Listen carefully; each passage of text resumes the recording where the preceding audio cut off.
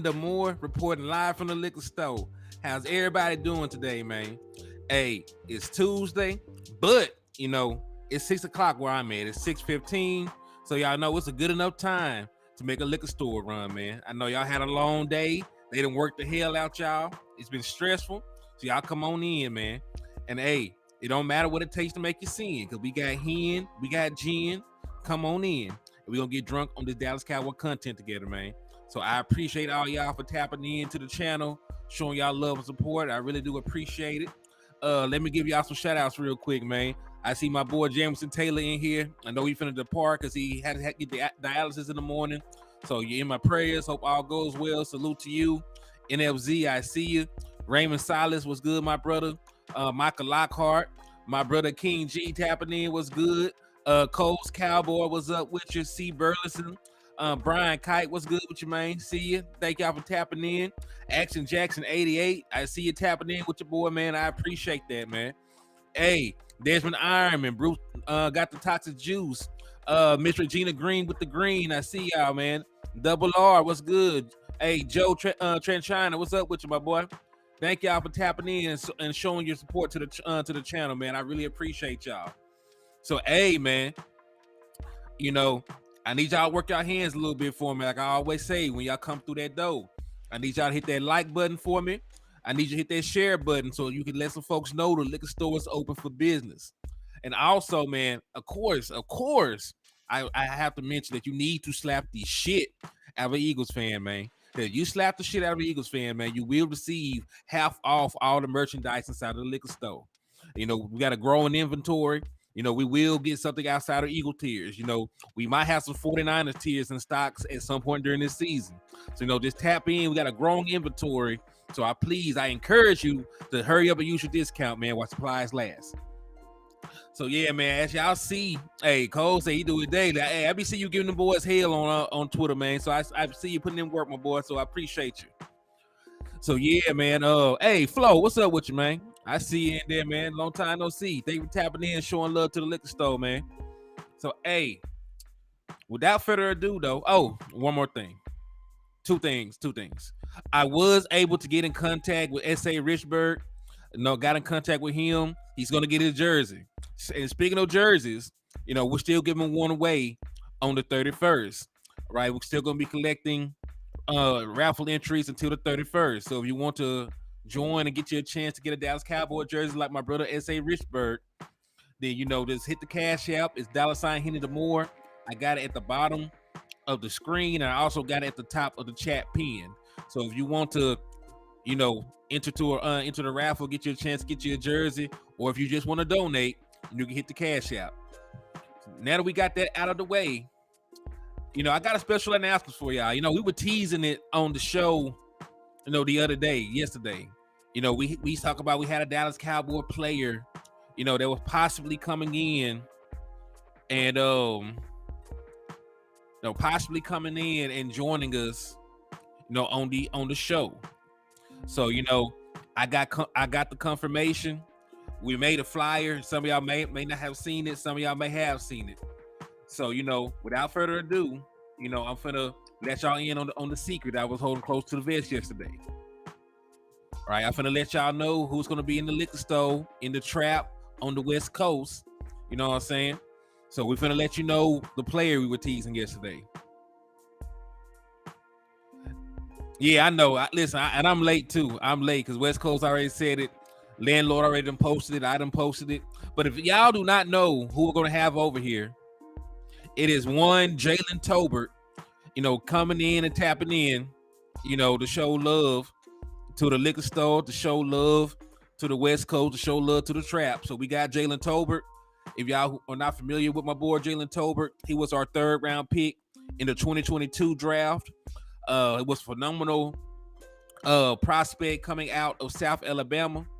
And just so I can refresh y'all, right, Jalen Tolbert listed at 6'2", ran a 4.4 at the combine, and he had one of the best seasons of any of these college receivers. You know what I mean? Like, he was putting up numbers. And one of the things about playing at a smaller school, you have to be dominant if you're going up against lesser talent. And Jalen Tolbert was very dominant at South Alabama. I know we went through this spiel before. I know y'all know the numbers, but I'm still gonna give them to you. So in his final season, right, his final season at South Alabama, this boy had 1,474 yards receiving, 8 touchdowns, and averaged 18 yards a catch. Hey, shout out to Marquetta, for the $5 donation that got you an entry into the Dallas Cowboy jersey raffle. So salute to you. I appreciate you for your love and support. And if y'all want to be like Miss Marquetta and improve your odds of getting a Dallas Cowboy jersey, no, all you got to do is follow her example and hit the Cash App. So yeah, man, listen. So Jalen Tolbert was one of the most productive college wide receivers. Like I said, had 1,474 yards and 8 touchdowns his final season. The season before that, he went for 1,085 yards and had 8 touchdowns. And for his career, 3,140 yards, 22 receiving touchdowns. So like I said, a boy 6'2", runs a 4.4, was a very dominant college player. I'm excited to have him. You know what I'm saying? So I am excited to have the boy. What's good? Hey, what's up with you, Ruben? Thank you for tapping in. They said, big mistake. I'm sorry. What y'all talking about? I'm curious to hear from here the big difference between last year and this one. Well, this is the thing. You know what I'm saying? He barely played. So, like I made the statement, a couple shows ago. Because he did not really get on the field, right? It wasn't that he was out there, getting all these snaps and not producing. He just wasn't on the field really. So, because of his limited time actually getting snaps, you know what I'm saying? Like, you could really consider him a draft pick this year. Because, see, he also had a big game against Tennessee. When he went up against the SEC opponent, he still went crazy on them boys. So, like, I'm not going to, and listen, like, he was recruited to go to Alabama. Like, Nick Saban recruited this boy. He just ended up going to South Alabama. You know what I'm saying? So, and listen, you can't give up on a player after 1 year. You know what I'm saying? Because if that's the case, you had to give up Michael Irvin too. Because Michael Irvin ain't do much of nothing his rookie season. In fact, I'm not, and that's, there's two different scenarios. You know what I mean? But if you look at Michael Irvin, his first year he only had 654 yards. You know what I mean? And I know that Jalen Tolbert did not really get on the field, you know what I'm saying? But the man only had like 12 offensive snaps. So, you can't give up on somebody. You can't give up on somebody after a couple of snaps. You haven't really seen the boy yet. And, judging by the actions of the Dallas Cowboys, they had opportunities to get other wide receivers in the door. They could have drafted, a guy like Tank Dell. They could have drafted Josh Downs. They could have drafted all these other wide receivers. Jalen Hyatt that ended up going to the Giants. They had opportunities to address the wide receiver room. They felt comfortable with Michael Gallup and Jalen Tolbert. Another year, of OTAs on his belt. So said he didn't have snaps because of him. I'm not doubting his ability. Oh yeah, he didn't have snaps because of somebody that's no longer here. And listen, I'm not going to put him in a. And listen, when he comes on the show, I'm not going to put him in an awkward, position and talk about what Kellen Moore did or didn't do. But we're going to talk about the future. We're going to talk about some of his preparation for the upcoming season. We're going to talk about the drafting process. Him being selected so high out of a smaller school, just things like this. I'm really excited to talk to Jalen Tolbert. Has had some real legitimate football conversations with the man. So, just be kind to him. You know what I'm saying? Like, he taking time out his day to come over here and chop it up with us. So, don't give him a hard time in the chat.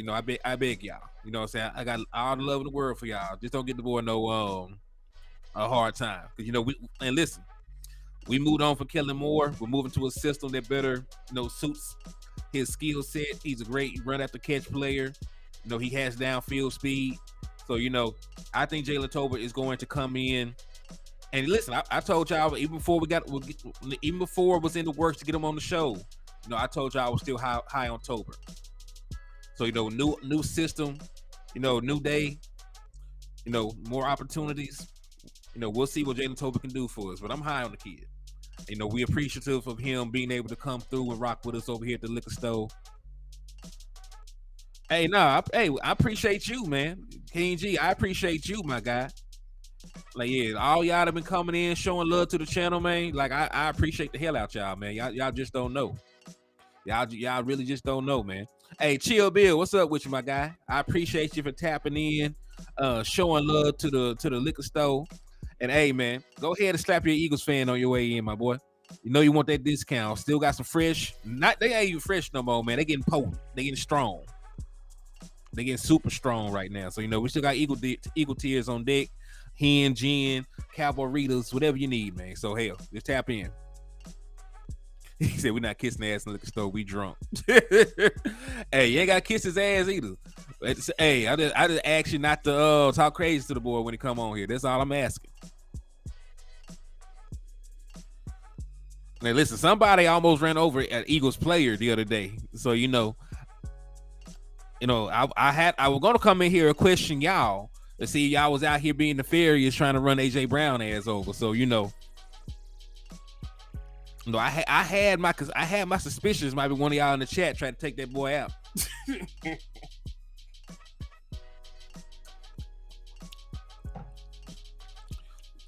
All right, so let's see. So yeah, that's my big announcement. We're gonna have Jalen Tolbert over here. Hey, you my boy too, Fish. I appreciate you for the love you be showing, man. I really do. Hey, Lee, what's good with you, my boy? I appreciate you. I see you, my G. Thank you for tapping in and showing love to the channel, man. I appreciate that. He said we can't run the players away from future interviews. Yeah, please don't do that. All right. So we're going to talk about some off-season stuff going on real quick. So the Cowboys open, and this is from Todd Archer, so you know it's legit. Cowboys open organized team activities today. No pass, obviously, but they're doing one-on-one drills, 7-on-7, 9v7, and 11-on-11. Micah Parsons said he would be back at the Star for OTAs after spending early part of offseason mostly in Austin working out. And then the media will not have access to them boys until Thursday anyway. So, that's just so to let y'all know. It's too easy to say my girl is a damn Eagles fan. Boy, like that's stressful. That's stressful. I don't know what to tell you, man. I don't know. I'm just gonna pray for you. My boy. Yeah, we appreciate you too, James. You always showing love, man. So yeah, we definitely appreciate you. So yeah, man, and listen, Michael Parsons is in the fold. He was on out. Listen, during the first part of the offseason, that boy was out there on side quests, man. He's out there, working out against Hall of Fame offensive linemen. He said, shit, I used to date oh my God. Listen, good and well I ain't finna ask that man that, Fish. But we will ask him about preparation. We will ask him about film study. We will ask him about what he's done to get his body and mind ready for the upcoming season. We're gonna ask him some general questions about preparation. What he feels he's improved on from year 1 to year 2. Just some general football questions that he can give us some insight on. I said, what's your take on Jordan Lewis? I was actually, if y'all know, I actually done talked about this a couple times at this point. I said, and listen, at one point I said the Dallas Cowboys, should cut Jordan Lewis and save that $4.7 million. No, and listen, me and Landlord did a show earlier in the offseason. We were playing GM. We were talking about how to clear up cap space, sign these guys, sign that guy. We were playing GM on the show. One of the roster moves that we made on that show was to, release Jordan Lewis and get the $4.7 million. Now, there are some people that believe, and listen, I have nothing against Jordan Lewis. I think he's a good player. I think he's an exceptional player. He has made a lot of plays for us over the years. But, I think Deron Bland has earned the right to start.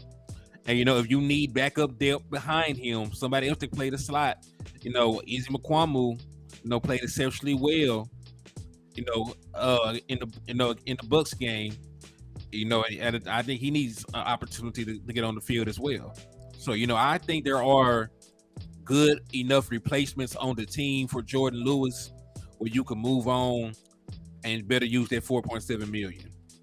Because I can use that 4.7 million to make sure that I'm able to sign Trayvon Diggs. I can use that $4.7 million to make sure I'm able to extend CD Lamb. You know what I mean? So, like, there are other guys I think are more valuable to the team. I'm not saying anything wrong with Jordan Lewis. He's made a bunch of plays. He's a damn good football player. But, when you're talking about making roster moves, making tough decisions, like, I think he might be the odd man out. Would you bring AB back for a cup of coffee for depth purposes? I think I would bring him back later on in the year because I don't think anybody is lining up to sign Anthony Brown right now. I don't know how healthy he is right now. So, I would do Anthony Brown like we did T.Y. Hilton, right? We brought T.Y. Hilton in December as an early Christmas present to ourselves. So, we need cornerback depth at that point. You know what I'm saying? Later in the year, somebody gets dinged that can't go. We need somebody we can trust and knows the system that we can bring Anthony Brown back. But, I don't think it's a priority. And listen, we're sitting here talking about cutting Jordan Lewis right now. So, I don't think it's priority to bring any other defensive backs in. I think that you're good enough right now at defensive back. You really have one of the best defensive back rooms in the National Football League. You know what I mean? So, so I don't know. So it's really between, do you want to, say the 4.7 million and lose a very solid piece in Jordan Lewis, or if you're of the mindset of hey, we can keep him around. He's a great depth as a cornerback 4. He can be exceptional. There's really two trains of thoughts on this. If you really need the money, it's a hard roster move to make, but you can cut him. But if you want his presence, and he's a good veteran, you know what I'm saying? Locker room leader, good veteran, great overall player. So, if you, value that, then you can keep him. You know what I mean? So it really depends on the mindset of the front office. If they want the money, but it is what it is. But hey, that was a damn good question, Brian Kite. I appreciate you. Damn good question. He said, hell no, don't cut J. Lou. We really want injury away from needing help any position like most teams. Well, that would be my only pushback with that, because I think Izzy can play the slot at a very high level, and he's a big long dude, that you can put out there. Right. So he's a big long defender, great speed, great height. Could really give people issues trying to throw over the middle of the field. So, and he played great against Chris Godwin in that playoff game, man. Like, he was exceptional. He shut that boy down. You know what I'm saying? He shut that boy down on short notice. Remember, when he came to his interview, you know what I'm saying? He said he didn't even know that he was going to play. You know what I'm saying? He didn't play the week prior. So, like, he had no idea like his number was going to get called, and that boy went out there and showed and proved. You know what I mean? So, I'm comfortable, with Izzy taking snaps from Jordan. If it came down to a roster move where you needed to save money. You know what I mean? So he said it's cool, still regretting the bet we had for the Super Bowl. Oh man. I hope you hit her pockets, man. Just for playing with you like that, I hope you hit her pockets, bro.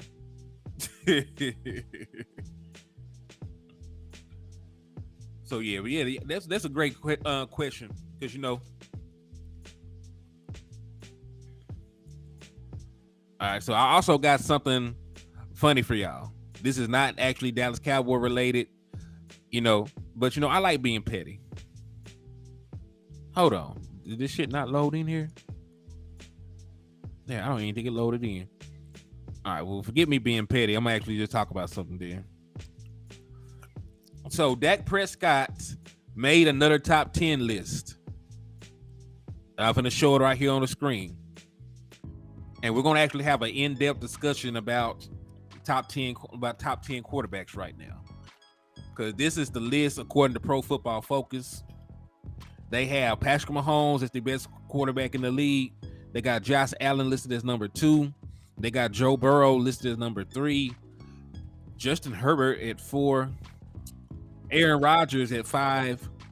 Lamar Action Jackson at 6. Jalen Hurts at 7. Trevor Lawrence at 8. Kirk Cousins at 9. And then our own Rain Dakota Prescott, they have listed as quarterback 10 on this list of the top 10 best quarterbacks currently in the league. So I have a couple of alterations I would make. I have a couple of alterations I would make to this list. First and foremost, let's start at the top. Patrick Mahomes definitely should be the best should be listed the best quarterback in the league. He's won multiple Super Bowls. He's won multiple Super Bowl MVPs, and he's won multiple regular season MVPs. Matter of fact, he just won MVP and Super Bowl MVP last year.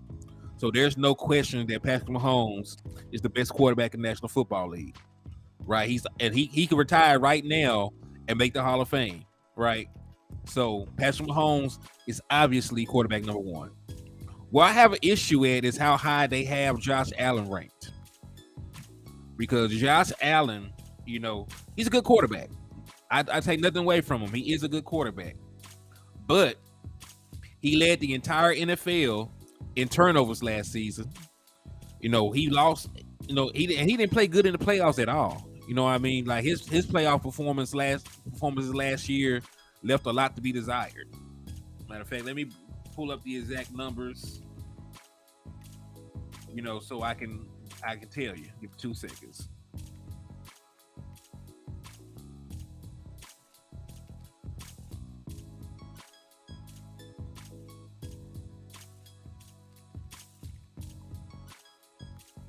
All right, so the 2022 postseason, Josh Allen completed 59.3% of his passes. He threw for 616 yards. He threw 3 touchdowns, threw 3 interceptions, and was sacked 8 times in last year's playoff run. So he did not really play well at all. Yeah, 2 is wrong. Yeah, there's a lot on here. I'm just gonna go down person by person. So he played horrible. Like he played horrible last year for majority of last year. Very turnover prone. Led the NFL in red zone interceptions. Led the entire NFL in overall turnovers. So I would not have Josh Allen as high as they have Josh Allen. I mean, I think he's way too high.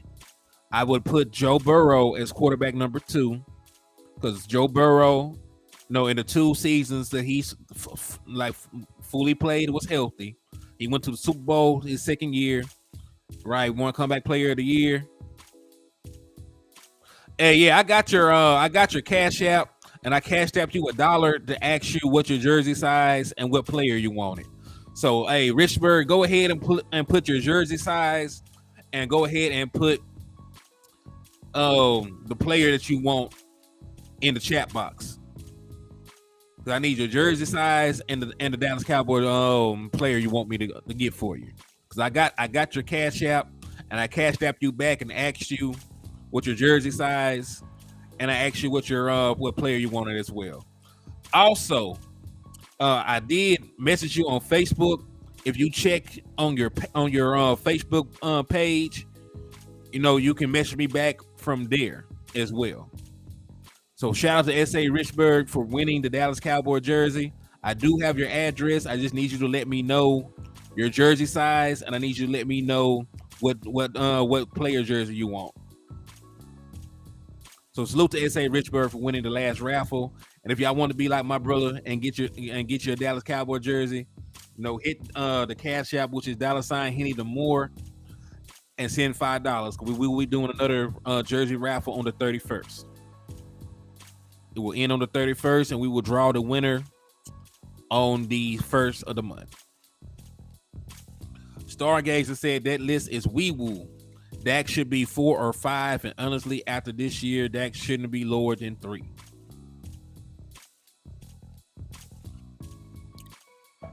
Yeah, there's a bunch of Yeah, there's a bunch of questionable people on here. For starters, I wouldn't have Kirk Cousins above Dak Prescott, nor would I have Trevor Lawrence above Dak Prescott. Right? Because I want to put this into perspective, you know, for what Dak Prescott did last year.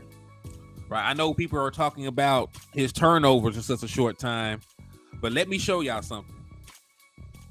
Let me show y'all something.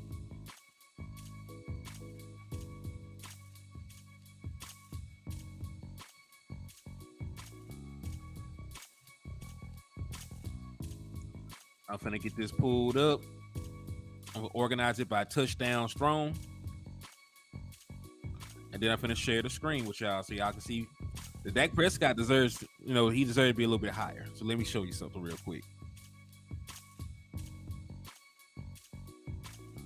So if y'all can see what I see, these are the passing leaders, ranked from touchdowns for the 2022 season.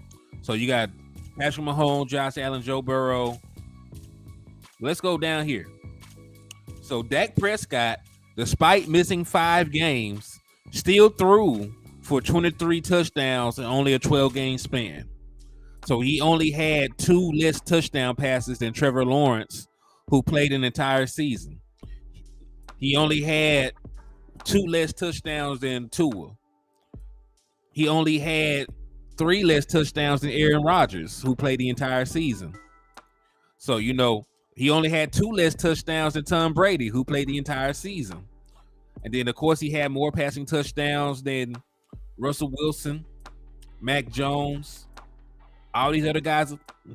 Dak Prescott was actually 13th in touchdown passes, despite missing a majority, of the season.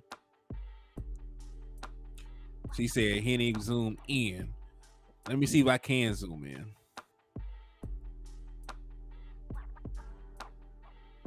Let me see.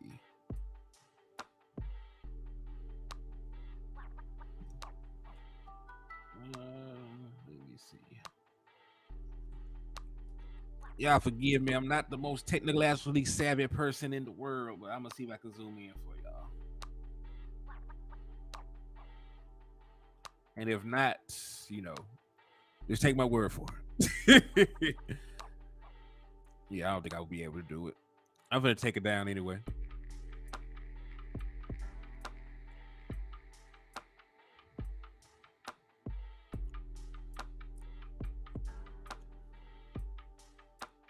Oh, good. So, yeah. So, I definitely would have Dak Prescott, listen, I'm going to have Dak Prescott above both Kirk Cousins. I'm going to have him above Trevor Lawrence. And I'm definitely I think Justin Herbert is too high too. So let's move this list around. I would have Patrick Mahomes. I would have Joe Burrow. Then, you can make your argument for Josh Allen at that point. You can put Josh Allen as QB3. I think Justin Herbert has not done enough to be quarterback 4. So QB4, I'm going to move Dak Prescott to, well, let me see that being fair. Can I put him above Aaron Rodgers? It depends. So I tell you what, I'll give Aaron Rodgers, QB4, and I'm going to put Dak Prescott at QB5. Just off the strength of him being Aaron Rodgers. Right. So I'm going to have Aaron Rodgers at 4, Dak Prescott at 5. I'm taking Kirk Cousins completely out of the top 10, and I'm moving Tua up. You know what I'm saying? Jalen Hurts I'm fine with Jalen Hurts being at 7. Even though he did have a fantastic season, he did it one year. He did it one time. I've seen him get blown out. I seen him get blown out in the playoff game before. Saw him fumble away a Super Bowl. Saw him still throw for under 30 touchdowns and under 4,000 yards. So, I really, really, really, think Dak Prescott should be about quarterback 5. But the list is some bullshit. I don't think Kirk Cousins is a top 10 quarterback right now. I think that Tua, if healthy, is a better quarterback. than him. I think Dak Prescott is better than 10. So I think it's an all around, bad list. Because at least with the at least with the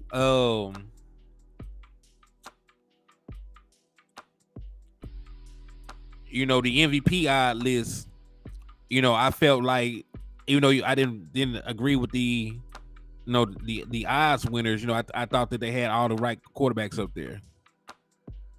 Yeah, Tua better than Kirk. I'll take Tua. I'll take Tua over Kirk.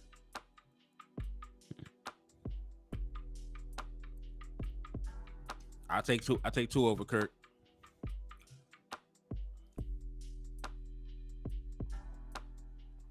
And don't get me wrong, I do know that Kirk Cousins puts up spectacular numbers, but at the end of the day, man, like, he's been in the NFL going on over a decade. He has one playoff win.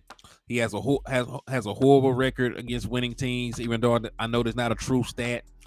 You know what I'm saying? But I'll take Tua over Kirk Cousins. It's just something about the boy, man. I don't think he has good games when he needs to have good games. There wasn't a game I said, damn, Kirk Cousins went crazy and they still lost. You know what I mean? Usually Kirk Cousins not playing up to par and his team losing out. So I don't know. So yeah, listen, I definitely do think that Dak Prescott is a top 10 quarterback. I just think it's more, I just think he's more quarterback 5 6. Maybe the lowest I would put Dak Prescott is 7, but I definitely don't think that he's the 10th best quarterback. I think he's anywhere between 5 and 7. We can argue about the logistics. We can cherry pick who did what and did this and that, but I think Dak Prescott is in between the 5 and 7 range. If you want to put this person or that person over based on some obscure advanced metric, whatever, but QB 10 is entirely too low.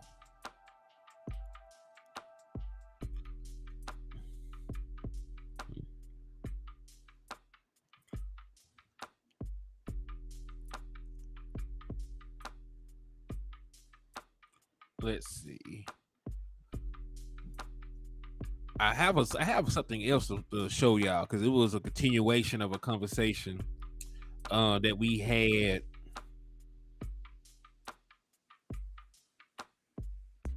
Hold on, I'm actually going to save this and then show it on here.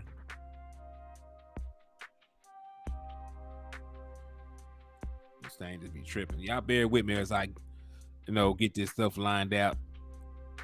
Producing and doing the show at the same time is not an easy feat. But we're gonna try to hold it down. Jay said Dak is top 3. I'll take it.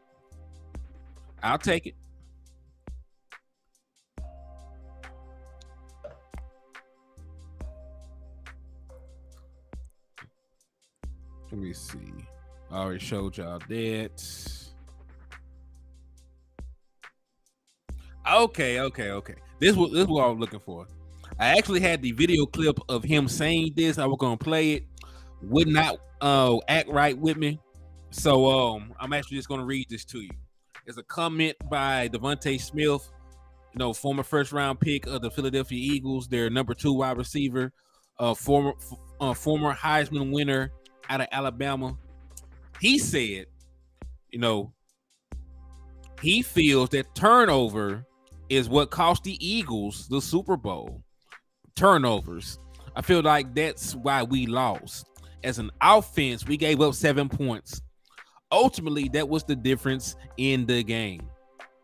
End quote. I find it funny. You know what I'm saying? Folks have been arguing up and down with me that the Jalen Hurts fumble for a touchdown was not the reason that the Philadelphia Eagles lost that game.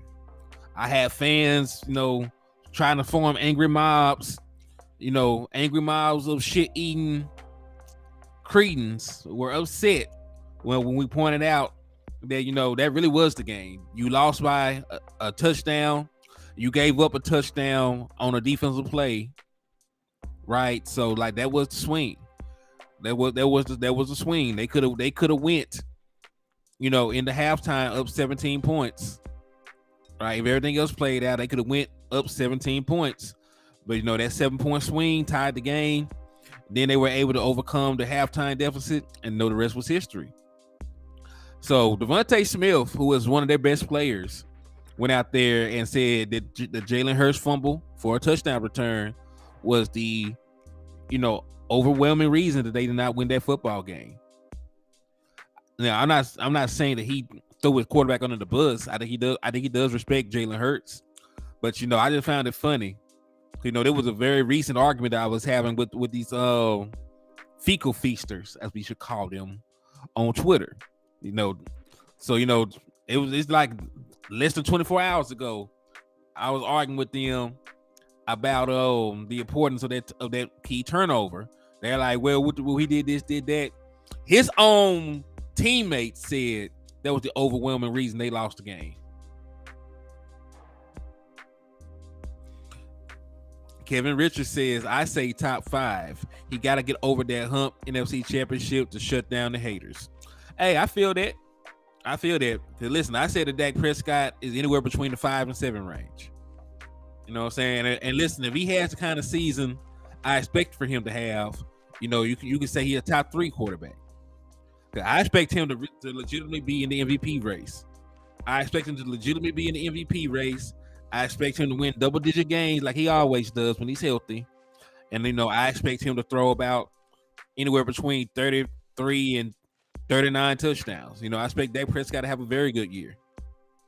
Because we're going to go, listen, like scheme-wise, like this is a quarterback's dream.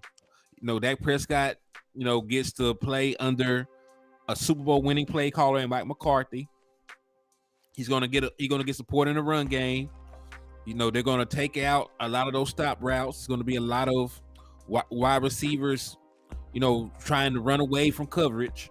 A lot of run after catch opportunities.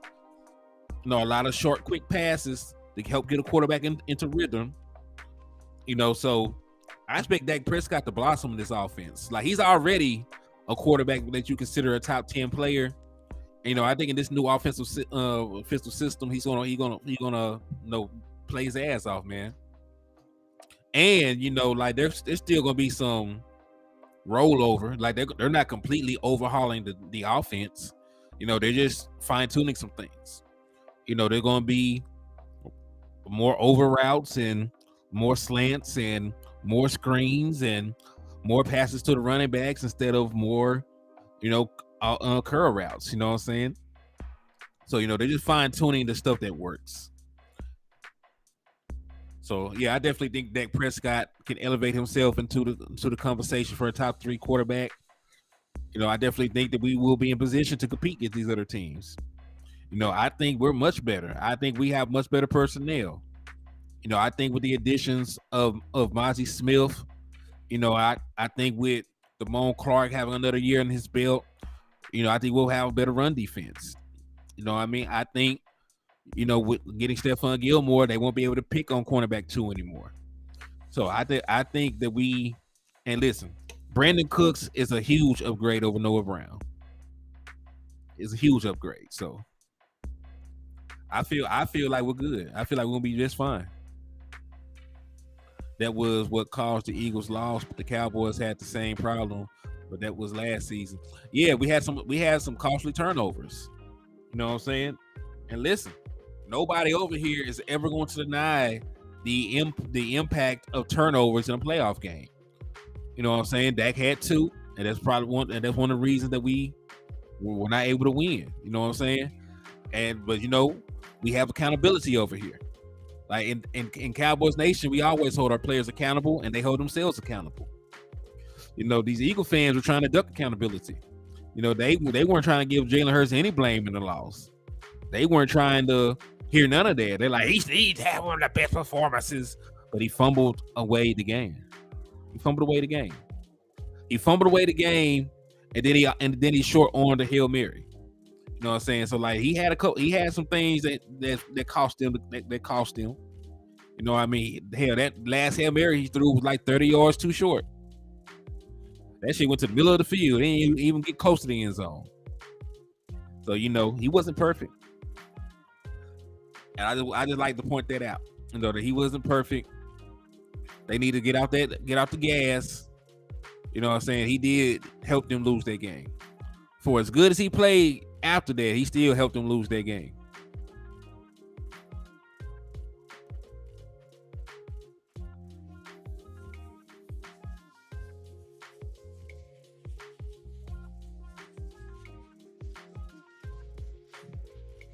Yeah, I think Dak knows it's a big season. And listen, like it's basically a contract season for Dak. I mean, he already has all the leverage in the world. You know what I'm saying? I talked in depth, about the way his contract is structured, how it's near unmovable, this, that, and the third. So, I think he's gonna get a contract regardless. But, I definitely do think he'll step up and play well, so that he can get a bigger contract. I do believe that. All right, so let's see. Yo, Neil, what's up with you, my boy? Neil says slapping Eagles mouths filled with horse shit before stopping in. Man, what? Hey, I believe Dak Prescott top 5 too. Definitely top 5. I moved Dak Prescott in the top 5. I dare to put him in 4, but I'm gonna give Aaron Rodgers some love. Just based on his body of work, I'm gonna give Aaron Rodgers some love at 4.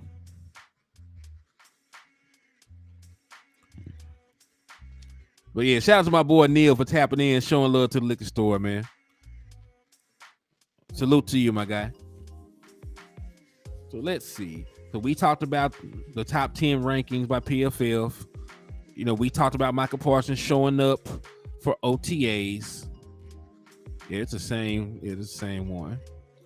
We talked about Jalen Tolbert coming onto the show tomorrow. And listen, it's going to be 2 p.m. our time. If you're in California or you're on the West Coast, it's going to be 12 o'clock your time. But if you're in Texas or Alabama, anywhere else, it'll be 2 o'clock. I don't want y'all to get confused on the time. So y'all tap in. Y'all make sure y'all tap in. Okay, let's see. I had some more slides. Y'all bear with me as I try to get them found. Oh yeah, this is the one I wanted to talk about. Hold on. I thought this was some bull right here. There was a rule change, and I talked about it a little bit yesterday because they were still in the process of trying to vote on it, but it went ahead and passed today. And it's a horrible rule change. Horrible rule change. But it is what it is. We're gonna talk about it. It was some old bullshit though. Yeah, I heard he got hurt as well, but we're gonna verify that. We'll talk about that too in a second though. We're gonna talk about this rule change real quick.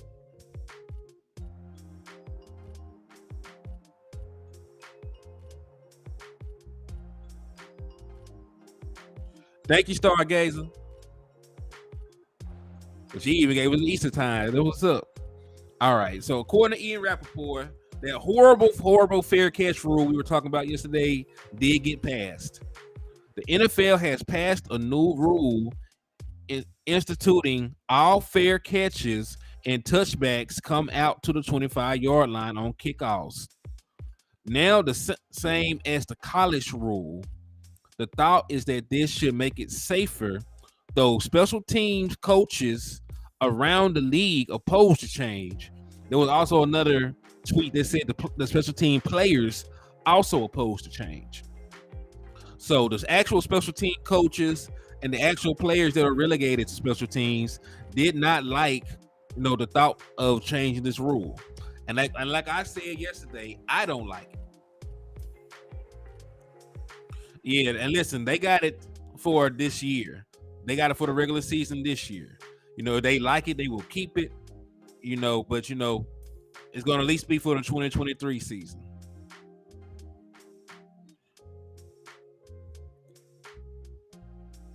What was the rule before? Oh, you remember on kickoff return, You know, if you didn't fair catch,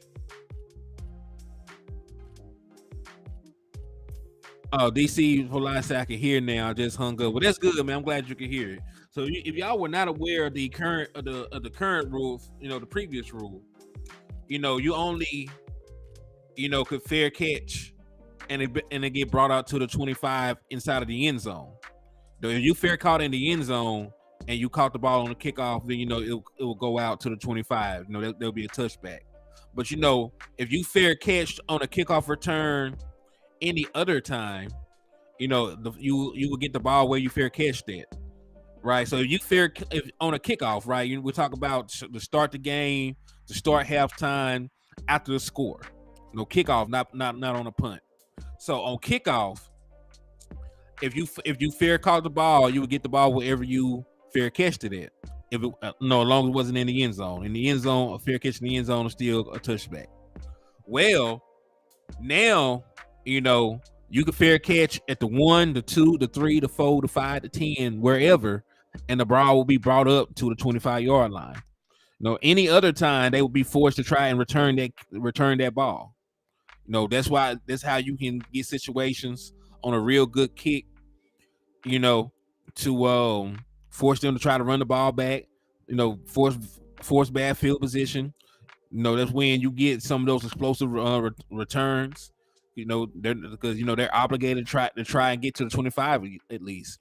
Now, you know, you can catch the ball on the inch line and fair catch it and get brought to the 25-yard line. You know what I mean? So I don't like the rule. It's a horrible rule. It's a stupid rule. It takes a lot of excitement out of the game. Yeah, you know, it takes a lot of excitement out of the game. It takes a lot of no, you're good. You're good, Star. Listen, the NFL has a lot of damn rules. So, you know, I understand how a special team rule could escape your mind sometimes. Exactly. It's dumb because it takes away kickoff strategy. You know what I'm saying? Like, you know, there were plenty of times where you could pin a team back, you know what I'm saying, on a kickoff return or force them. Yeah. Yeah. Now listen, they haven't changed it for like punts. You can still pin a team back on a punt. You know, actual kickoffs, you know, they're gonna let you get away with it. So on punts, you know, it's still the same. You know, fair catch it, you know, you get the ball wherever you fair caught it at. On kickoffs, you know, I don't like that shit. I ain't gonna lie to y'all. Horrible. Hopefully this rule does not stick around. Yeah, like the kickoff returner. What the hell is Turpin supposed to do for me now? What the hell is Turpin supposed to do for me?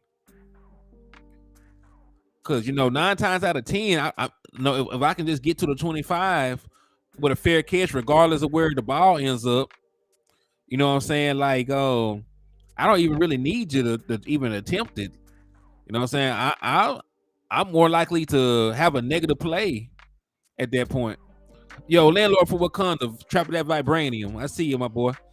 They changed the kickoff rule. You know, we were talking about that yesterday. You know, they were still voting on it. They finally voted in favor of it today.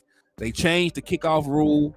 Now, wherever you fair catch the ball on a kickoff, you can bring the ball up to the 25. So, you know, if you fair catch the ball, you know, on the 1-yard line, the 2-yard line, or the 3-yard line on kickoff, you know, you can, you know, fair catch it and that mug get brought up to the 25. So it really takes away forcing the team to try to return the ball on kickoffs. You know, so it's going to change the dynamic of the game. It is. And I hate that, but you know.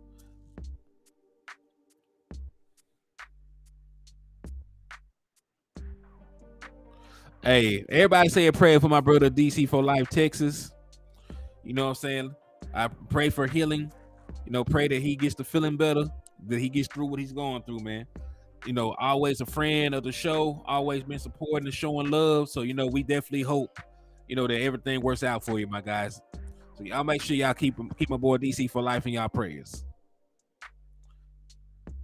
So-called putting safety over entertainment. I say so-called. although they are possibly talking about flexing. Exactly. You cannot flex, you cannot flex a team into a short week and then talk about player safety. That's an oxymoron. You know what I'm saying? Like that goes against everything that you're preaching. That's hypocritical. That's what we call hypocrisy. Hypocrisy. But that is hypocritical of them to beat the table and make a rule change, quote unquote, for player safety. But you made a bigger rule change. And listen, kickoff return only affects the special team players. Moving a team, giving a team a short week affects the entirety of the team. So you're really like, you can't say you're protecting players and it only affects a small percentage of the team, and then you're gonna give a team a short week by flexing them into a damn Thursday night game when that affects the entire team and their ability to recover. So I think it's stupid. And it is what it is.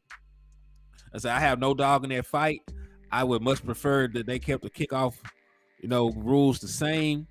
I know they're giving it a free trial. It's a trial run, but I don't think there's any place for it. Maybe I'm old fashioned, you know what I'm saying? Maybe I'm just old fashioned, but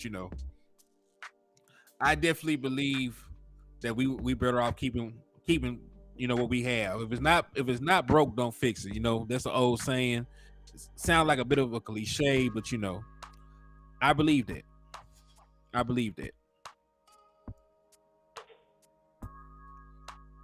I said, hey, at this point, Neil, you might well just do away with kickoff return. Right? You might as well do away with kickoff return because it doesn't do you any good. You know what I'm saying? Like, if you're so concerned about people getting hurt, just make everybody start at the 25-yard line. But that's basically what you're doing now.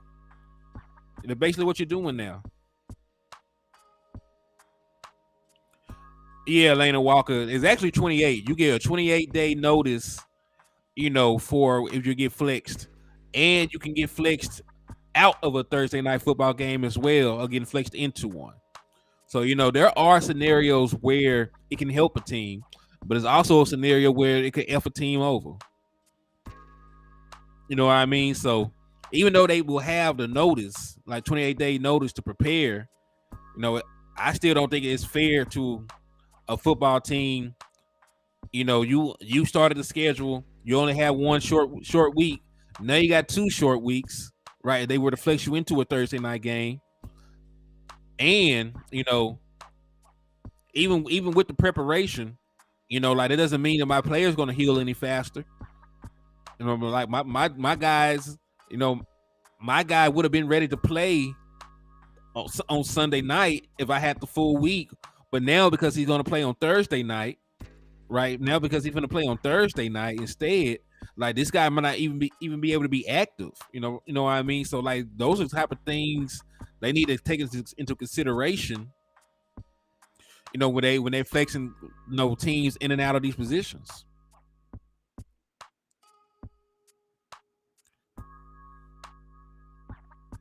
Yeah, so Elena, I know you're you're an Eagles fan.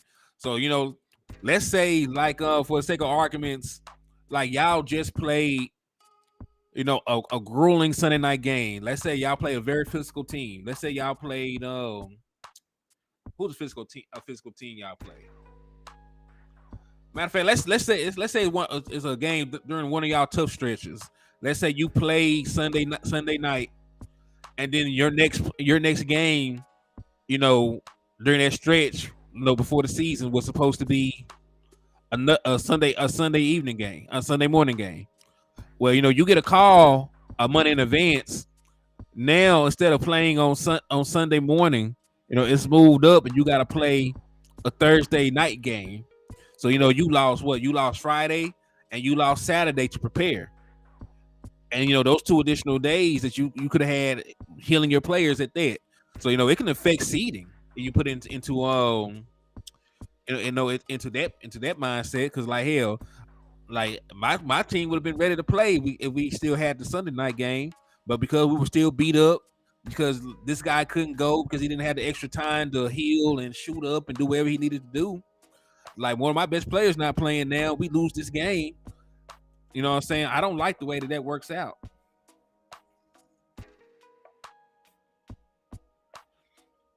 Hey, shout out to I got two of them. Shout out to S.A. Richburg. S.A. Richburg wants some. All right, my brother, let me know. S.A. Richburg wants a Micah Parsons jersey in the 2XL. Bet that. Salute to you. We're gonna make sure we get that done. I'm gonna either be able to get it sent out to you Thursday. I'm gonna shoot for Thursday, but if not, I will have it sent out to you no later than the 30th. And then Ira Triple D sent 2 entries for the one on the 31st. Bet that. All right, so salute to S.A. Richburg for letting me know his jersey size and who he want. He want a Michael Parsons 2XL. We're gonna make sure we get it to him. I appreciate all y'all for bearing with me. I'm glad that y'all were patient. I'm glad that y'all allowed S.A. Richburg the time to come forward and claim his jersey. It's new entries.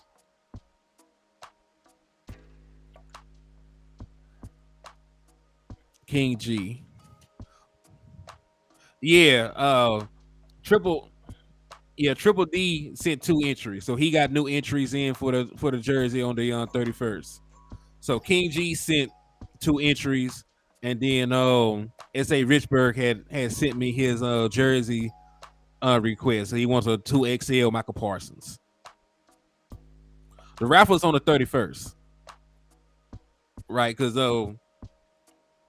S.A. Richburg, he was owed a jersey from the last raffle. He just recently came forward because I couldn't find him at first. So I'm making sure to get S.A. Richburg his jersey, and then the other raffle ends on the 31st. So that raffle is still open. If y'all want to get entries in for that raffle, you send $5 to $ Henny or more, and then after that jersey raffle, we're gonna do the raffle for the 2 Dallas Cowboys ticket in the PlayStation. That raffle is gonna start on the 1st, and it's gonna run for 2 months. So I'm gonna let y'all take all the time in the world to get y'all entries in, and so it's gonna run from the 1st of June until the 1st of August. And then first place winner of that raffle will get a Dallas Cowboy ticket with a seat attached to it, so you'll be able to go sit down, watch the Dallas Cowboy game. The second place winner will receive a general admission ticket for the standing room area, so you can go in with the other lunatics and cheer the Dallas Cowboys on. And then the third place winner is going to get a PlayStation 4. So there will be 3 winners for this next raffle. That's why it's going to take 2 months. I want many people as they can get their entries in. So the next one's going to run 2 months from June the 1st to August the 1st. It'll be a $10 entry, and again, it's for a Dallas Cowboy ticket. First place is a ticket with a seat. Second place is a ticket just to get in. Third place is a PlayStation 4. So even though you won't be able to go and see a Dallas Cowboy game, you can play Madden or something. So I'm gonna try to have a real big, real nice raffle, next month. Because y'all been supporting the hell out this one. I'm gonna keep showing y'all love. I'm gonna keep supporting y'all. Regina Green said, "We're all lunatics." Hey, the definition of a fan is short for fanatic. And when you're fanatical, you're irrationally obsessed, with something. You're irrationally obsessed with a concept. The concept that we're irrationally obsessed with is Dallas Cowboy football. So, hey, we're all fanatics. We're all fans. He said, "What game am I going to? It's not set in stone yet, but I'm thinking about going to the Dallas Cowboy home opener." And listen, fun fact, the Dallas Cowboys are 1-0 when HTM Sports attends the home opener. Because I went to the home opener in 2021 and we beat the Eagles by 20 points. It was lovely. So I'm planning on going to our first home game against the Jets. The ticket that I'll be giving away, because we voted on it, like y'all voted on it in a poll on the community page, the game ticket I'm giving away is the home game against the Eagles. That's the one that y'all voted for by a landslide. That's the one y'all most interested in going to. So that'll be the one that we're going to raffle off. And then what do you think about DeForest Buckner? I think that ship has sailed. And listen, I love DeForest Buckner. He's a great defensive player. I would love to have him. But think of it from the Dallas Cowboys mindset.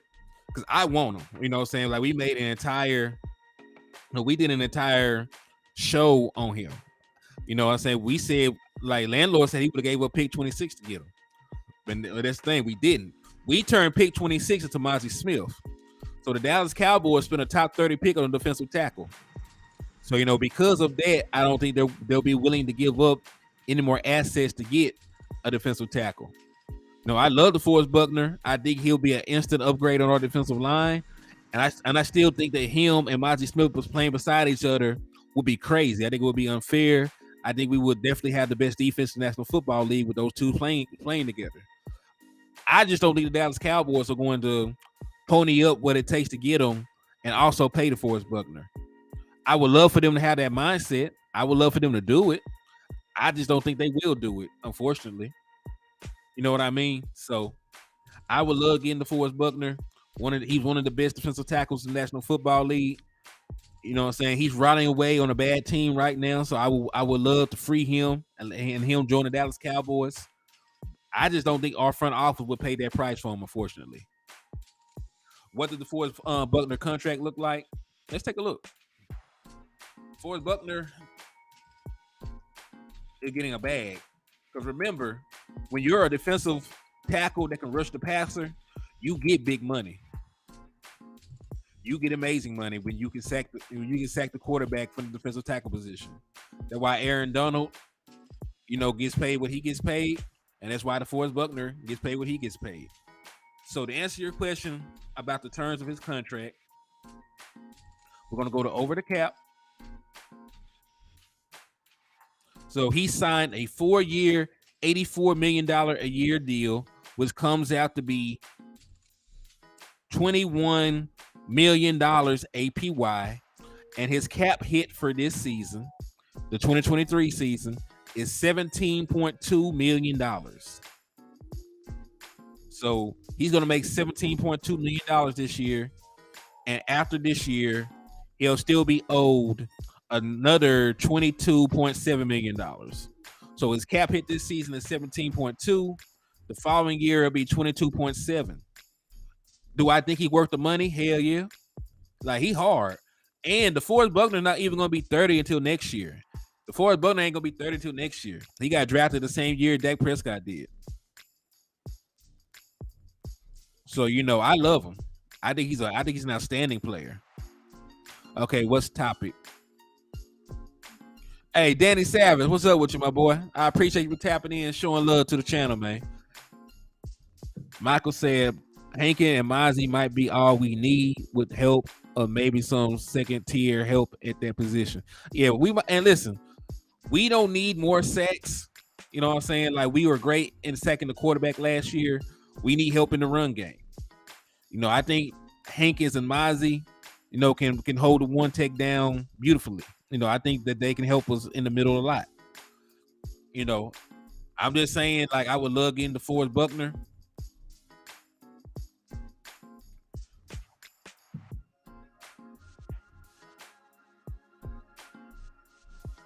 Hey, Daisy Clark, what's good with you? Okay, yeah. I didn't even see it come in. So shout out to my brother King G for the 2 additional raffle entries. I appreciate you for showing love to the channel and supporting the raffle, man. And if you want to be like my boy King G and improve your odds of getting a Dallas Cowboy jersey, you got until the 31st to get your entries in, man. So yeah, I got it. I didn't even hear the Cash App go out. It usually had like the change dropping in, man. Hey, I appreciate that, Elena. You know what? I don't take back the bad things I say about the Eagles, but you're all right. You know what I'm saying? Hey, listen, you're all right. And hey, it's a rivalry. You know, we're supposed to give each other a hard time, but I appreciate the love and support you show, Elena. I do. I appreciate that. Bro, stop with the super strength of Mozzie. Please stop Mozzie benching 325 22 times. It's like Bigfoot. You hear about, but never see it. Hey, Mozzie, I heard that Mozzie is a workout warrior, man. They say that boy like Larry Allen, man. They say that boy like Larry Allen with the workout stories. They say he's impeccable, you know, with the with his work. Oh yeah, it's all love, man. I gotta give y'all a hard time. But believe it or not, I got friends and family that are Eagles fans. It's horrible.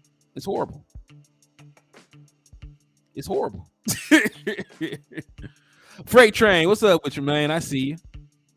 Hey, shout out to Daisy Clark for the $5 donation. They got you another entry into the Dallas Cowboy raffle on the 31st. So salute to you. And if you want to be like Daisy and improve your odds of getting a Dallas Cowboy jersey, just hit the Cash App. You got between now and the 31st to get your entries in. So salute to Daisy.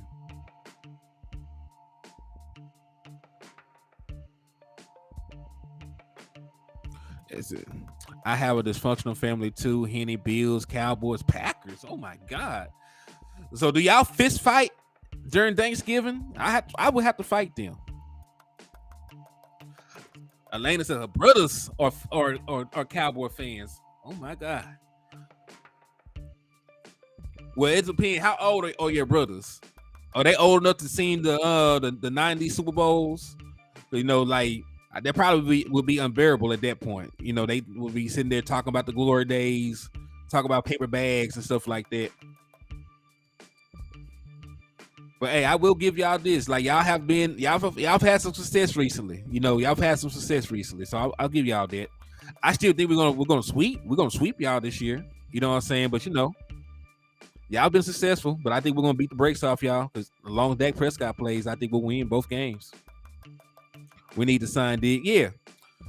And remember, if you extend Dak Prescott, you automatically, you know, open up enough cap space to sign everybody and their mama. But remember, the Dallas Cowboys got $10 million right now. They're going to get another $10 million on the second from the Ezekiel Elliott cut. The Dallas Cowboys then save another $26.2 to $39 million with a Dak Prescott extension. So theoretically, the Dallas Cowboys can have anywhere between $50 million in free. On the low end, they can have about $50 million in free cap space, man. On the low end. Man, I'll be forgetting that we be playing each other during holidays. They said Christmas was crazy. I can only imagine. Oh my God. See, listen, I stay clear. In order for me to still have a loving relationship with my cousins and my people that cheer for the Eagles, man, like I stay clear of them when the game is on. But you know, like, man, I get emotional about the Cowboys, man. I don't think anybody odd man out. And listen, you will only have an odd man out if the Dallas Cowboys don't want him. You know what I'm saying? If the Dallas Cowboys don't want him, then you can say he's an odd man out. But from a money standpoint, you got $10 million in cap space right now. You get another $10 million June the 2nd, so that's 20. You can save 26.2 by restructuring Dak Prescott. So that's 46.2 right there. And that's only if you say the 26.2. If you get nefarious with how you structure the cap, then you can move that around. You know what I'm saying? You can move that around again. You know what I'm saying? And get, you know, a little bit more. You really can clear anywhere between 46 and $70 million in cap space. You know what I'm saying? Just from the rough math. No, I do hope the Dallas Cowboys, you know, re-sign some other guys. You know, I hope that they sign a kicker. I hope that they sign maybe some offensive line depth. So, you know, you might not have that full amount of money, but you can clear a lot of cap space just doing the low end stuff. You know what I'm saying? Like, you got 10 now, you'll get 10 on the second, so that's 20. And then even if you do the low end extension with Dak Prescott, that's $46 million right there. So you'll have the money to sign whoever you want.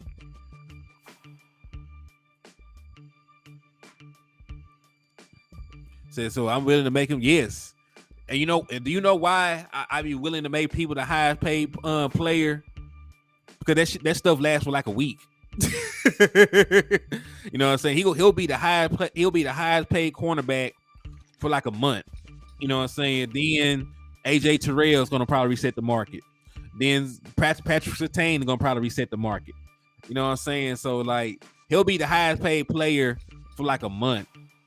You know what I'm saying? Then everybody else is gonna be paid higher than him. You know what I mean? So I don't mind.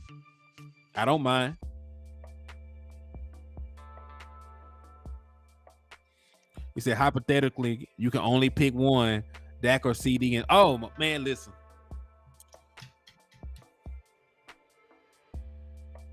So let me ask you a question. If you don't pay Dak Prescott, right? So let's say that listen, if you don't pay Dak Prescott, what's your alternative? Your alternative is Cooper Rush at the moment. If you had drafted a quarterback high, then you could think about moving on from Dak Prescott. You didn't want him, right? It doesn't matter if you got CeeDee Lamb, Brandon Cooks, and DeAndre Hopkins. If Cooper Rush is your quarterback, then you're not going to win. You're not going to win the Super Bowl. You know what I'm saying? Like he's not good enough. He's not good enough.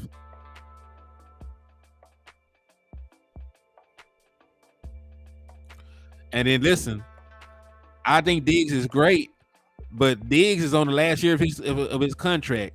Like I don't think the teams will offer you a first round pick for Diggs right now, just because he doesn't have any time left. So they could trade a first round pick for Diggs, and then he could turn around and not even want to play for them. So they would have to tag him. You know what I'm saying? Just to retain his services. He said, "Don't put Henny in a trap." Hey, don't put the Dallas Cowboys in a trap. Because listen, I saw Cooper Rush with the same. Yeah, like if you could agree to a sign and trade, and Diggs already knows he's getting traded. It doesn't want like a Yeah, see, but I don't think they want a franchise player like that.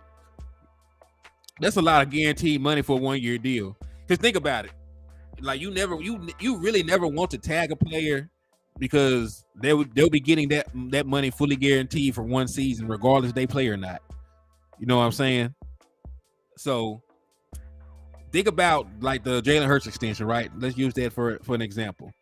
Jalen Hurts is going to make $50 million a year or whatever. The first 3 years of that deal are all under $40 million. The first 2 are under $20 million. You know what I mean? Because of the way they got it structured. So just because somebody's the highest paid player on paper, the only thing we really should care about is the cap hits. So it's really more feasible for anybody to want to get a long-term deal done, so you can mitigate the cap hits. You know what I'm saying? Just like Dak Prescott, right? Another example is a $40 million a year quarterback and has not made $40 million against the cap yet. Like the first year that deal was 17, the second year was 19. This year, because of the restructure, is going to be 20 something. So like it's easier to finesse the cap on a long-term deal.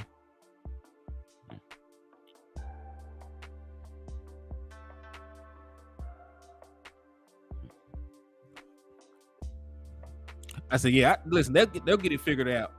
You know what I'm saying? They have the resources to sign whoever they want to sign. Yeah, yes, and a great upfront bonus, correct. So like it makes more sense for a team to extend guys. You know what I'm saying? I hate the Dallas Cowboys use the tag so damn much. Look at Tony Pollard. Tony Pollard's gonna get $10 million for this season, right? So guess who he's making more money than? He's making more money than Austin Eckler. He making more money than Miles Sanders.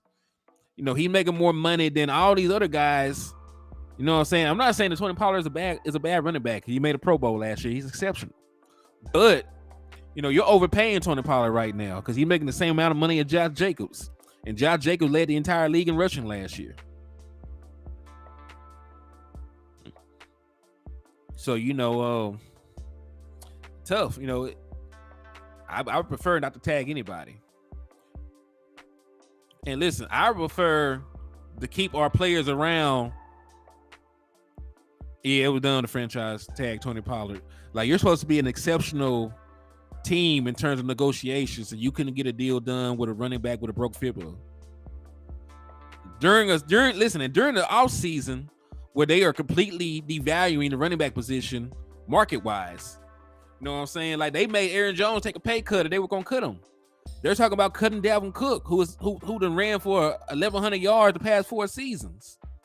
You know what I'm saying? They franchise tagged the leading rusher. They talking about getting rid of Derrick Henry. Like, it's hard out here for running backs right now. You know what I'm saying? Like, Saquon Barkley, then they're gonna have to hold out to get paid. It's hard out here for running backs, and you couldn't strong on Tony Pollard, but you got all the leverage. Nah. He said, I gotta get the liquor store soundtrack. Hey man, it's just a free lo-fi background music. This is non-copyrighted, background music. This is non-copyrighted background music they let you play for free on this here software that I'm using to run this show.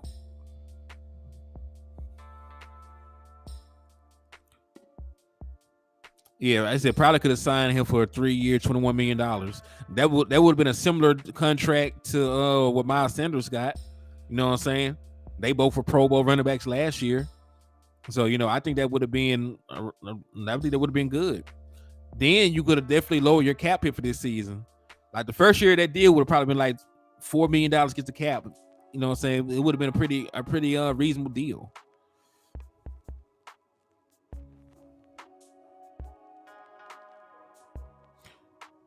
TP out of every down back. He had the highest stuff rate of goal line in NFL. Look it up. I actually will look that up. I actually didn't look into that. So hey, and listen, I will verify it before I put it out here. But hey, that is a great tip of the information you provided, man. So hey, salute to my boy Danny Savage for providing, some fire context to the show. Appreciate that. And listen, don't get me wrong, I like Tony. I definitely think, that he's a dynamic weapon. I think because he's going to probably catch more balls this year, playing in the West Coast offense, he's going to be very efficient. But, I definitely wouldn't have franchise tagged him.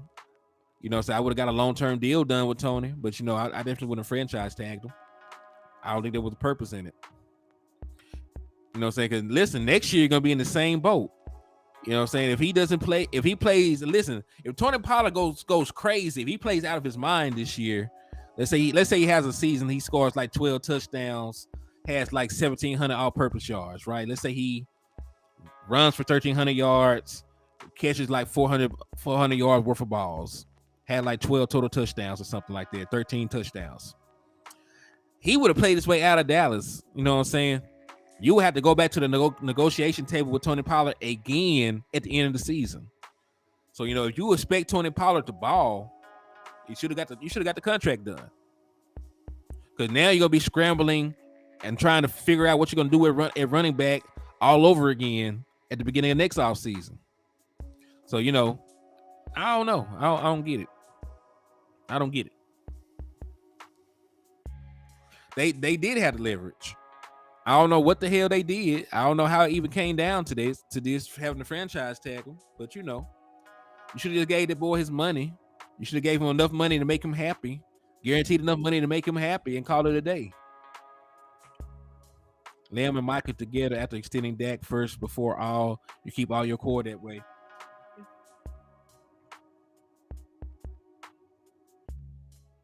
You're right, Henny. He going to get he gonna get a bunch of touches fooling with Mike McCarthy.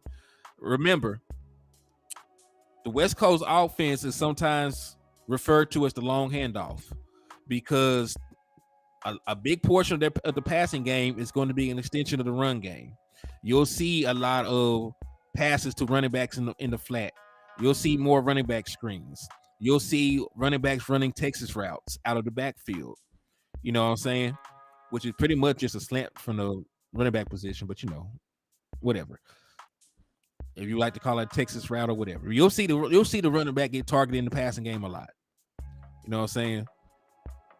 So I definitely think TP is going to have a amazing year. He has 4.3 speed. He's good. He good with the ball in his hand, run after catch. He was a return specialist in college and set the NCAA return record for return touchdowns. So he's going to have a lot of opportunities to have the ball in his hand in the open field. So I do expect him to have great production. That's why I don't understand why they didn't get a deal done. You know what I mean? Yeah. So, but this is the QA section of the show.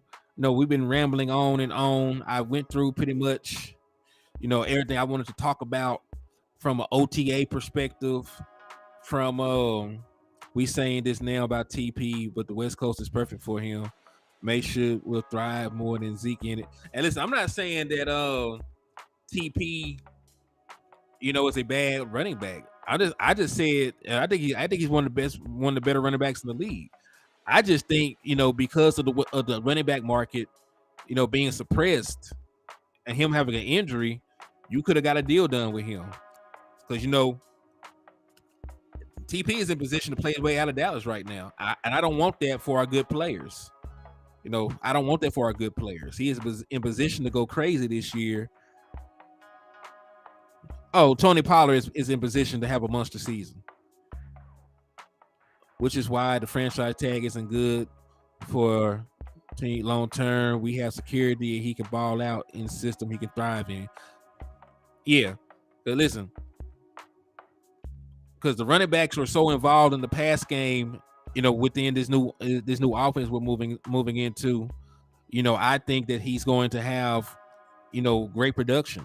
I think Tony Pollard, can have a 1,400, yard all-purpose season again. You know what I'm saying? I think he probably have like 1,700 yards. I think he can rush.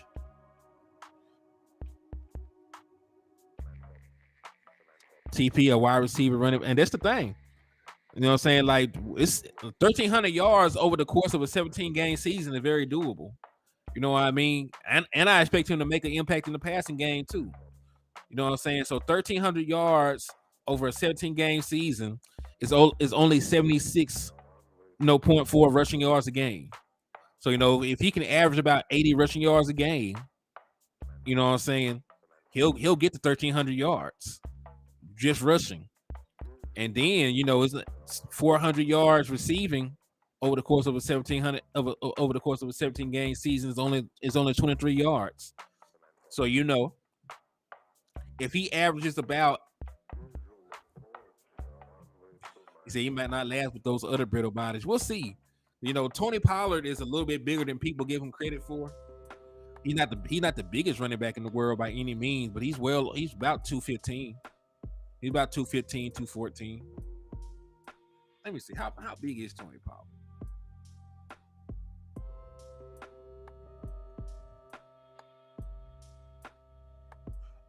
I gave him a little bit too much credit. He's 6 foot 209. So he's not, he's not like super light in the ass, but he's still a smaller size running back. So it just depends on his strength training. It depends how strong he is, how strong his lower body is. We'll see how he stands up.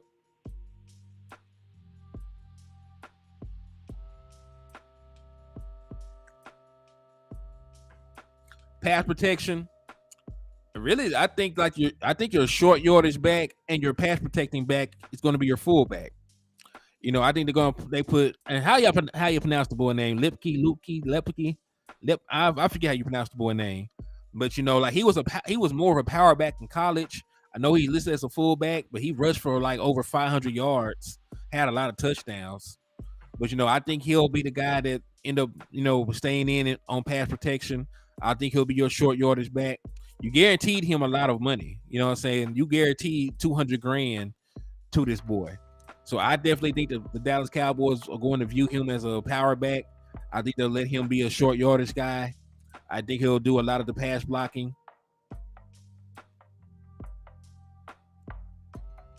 He said Luke Lipke, that's Kool-Aid. I don't think it's Kool-Aid. Because who else is going to be, bro?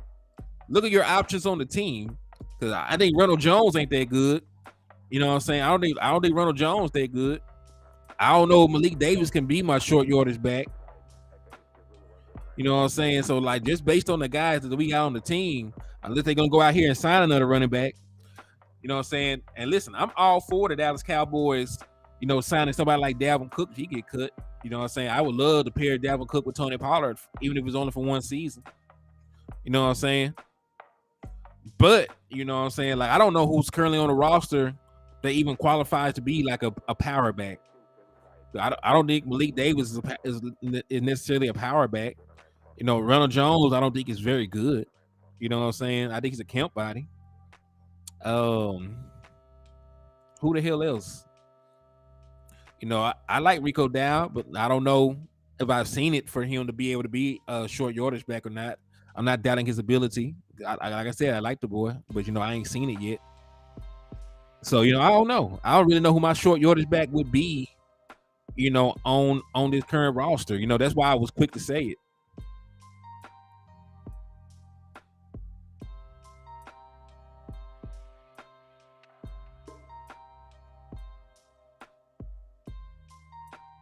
The Donald's hurt all the time. Always hurt.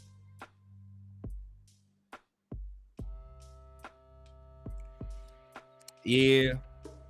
Listen, there's not a lot of running backs that can block the way that Zeke used to. So, you know, we're going to listen. The moment that we got rid of Ezekiel Elliott, I expected us to take a step back in terms of running backs being able to block for me. But, you know what I'm saying? Like, I'm hoping that our offensive line is good enough where it's not a necessity for the running back to have to be in there as in your protection that damn much. You know what I mean? I hope our offensive line plays up to par. I hope that they're better than 28 overall in pass protection. I hope they can be better than that, so that I ain't got to rely on my damn running back to be a 6 lineman, basically. You know what I mean? So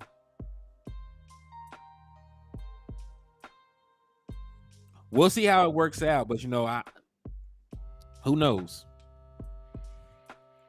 But I definitely, you know that we'll probably won't be as effective, you know, with our running backs and pass blockers. But, you know, that really might not even be what they asked him to do. You know, third down, Tony Pollard is probably going to be out there running a route. You know, I would prefer that boy to, you know, I would prefer him to run a wheel route, a Texas route, run to the flat, you know, whatever you got to do on third down, then stay in there and pass protect. I would prefer him to be a weapon on third down that they got to account for, especially a lot of these teams.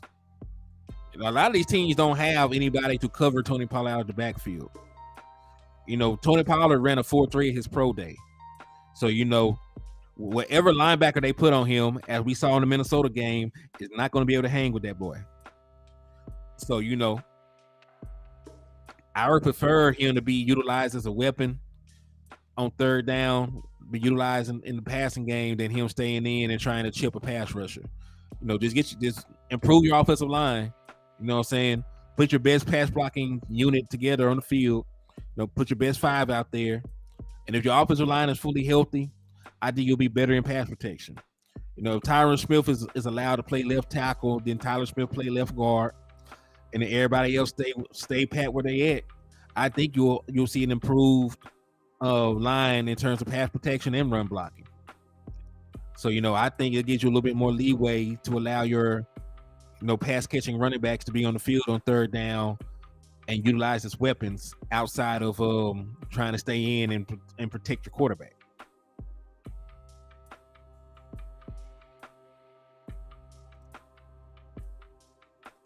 He said 32nd old line. Hey, we were 28 in terms of pass protection. Like, I know that sounds crazy, but think about it, man. Like, and there's no shade to Tyler Smith. He was a raw rookie. We played him at left tackle and we played him at left guard. You know, he wasn't even supposed to be our starting left tackle last year. But the boy gave up 6 sacks and he had 13 penalties. You know what I mean? So he had his struggles too. We were still able to win games. You know what I'm saying? And he got better as the year went on. But there was still some leakage on. There was still some leakage. So I definitely think will be much improved. I would prefer Tyler Smith to move back to left guard. Let Tyron Smith play left tackle where he's more comfortable playing. And that's your best five right there. So I think just by making the no nonsense, football move with that personnel packaging, you automatically get better. And it resolves a lot of issues with your pass protection.